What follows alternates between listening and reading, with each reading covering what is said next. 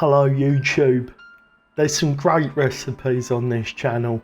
Recipes that I'm really proud of, but this might really stand out. While I don't call myself vegan because there's enough divisive ideologies within society, I don't want to separate myself from my fellow human, but I do align with the vegan ideology.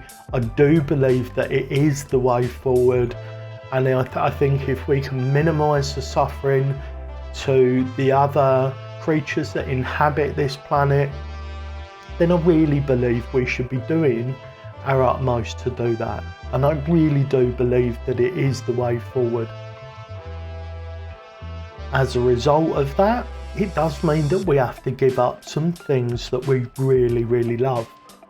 One of those for me was quiche. I really missed having a quiche. Now, I absolutely love the vegan chorizo, and I love broccoli, and I thought these ingredients would be perfect for me to try out this off-the-shelf vegan egg replacement. Now, I'm not sponsored by Oggs. There are other brands available. I've tested all of them and they all work really well. So just find whichever one you can. Unless you know how to make a vegan egg replacement yourself, then you can save a few quid because this stuff is incredibly expensive. However, it does make it very easy for you to recreate this dish. And when I say that this dish is worth doing, I really mean it.